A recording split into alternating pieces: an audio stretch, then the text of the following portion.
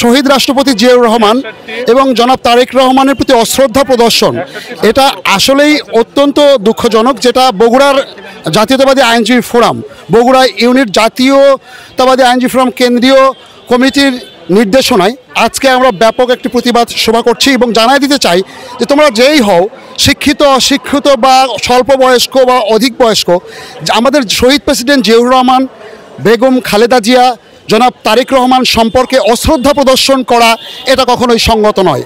BNP রাজনীতি করে, শ্রদ্ধার রাজনীতি করে, বিএনপি রাজনীতি করে, মাটি মানুষের রাজনীতি করে, গণতন্ত্রের রাজনীতি করে, নির্বাচনের রাজনীতি করে। সেই রাজনীতিতে আমরা স্বাগত জানাচ্ছি, আমন্ত্রণ জানাচ্ছি, তোমরা আসো, জনগণের মধ্যে আসো, তোমরা ভোটে আসো। কিন্তু এই যে অশ্রদ্ধামূলক যে শব্দ, আমরা সেই শব্দটা আমি রিপিট করতে চাই না, কারণ একজন মন্দ কথা বলেছে আমাদেরকেও বলতে হবে, তেমনটি নয়। তো আমরা বিএনপির নেতাকর্মী সারা বাংলাদেশের এই বৃহত্তর একটি দল, আমরা আছি কি না আছি সেটা আজকে আমরা সারা বাংলাদেশ দেখিয়ে দিব যে ছোট্ট ছোট্ট দল যারা দেশে এখনও পর্যন্ত সারা জোগাতে পারেনি, তারা বিএনপির নামে এই কূটনৈতিক ঘটনা ঘটায় এবং তার বিরুদ্ধে আমরা আজকে রাস্তায় নেমেছি।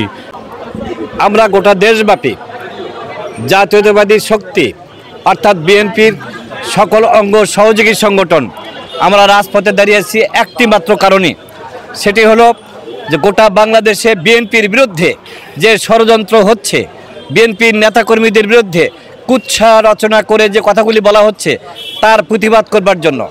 যারা আজকে কথা বলবার মতো শক্তি রাখে না, একটা পাহাড় সমান বিএনপি একটি দল, সেই দলে পাহাড় চূড়ায় উঠতে গেলে অনেকের পা হাত ভেঙে যাবে পড়ে, তারাও পর্যন্ত বিএনপির সমালোচনা করছে।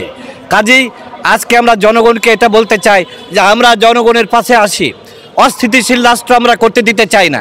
আমরা জনগণের যে ভোগান্তি হচ্ছে, বিভিন্ন নৈরাচার সৃষ্টি হচ্ছে, এই যে খুন খারাপি, রাহাজানি, চাঁদাবাজি, বিভিন্ন প্রকারের কাজ করে তারা বিএনপির উপরে চাপানোর জন্য চেষ্টা করছে, এই অপশক্তির বিরুদ্ধে আজকে আমরা রাজপথে দাঁড়িয়েছি।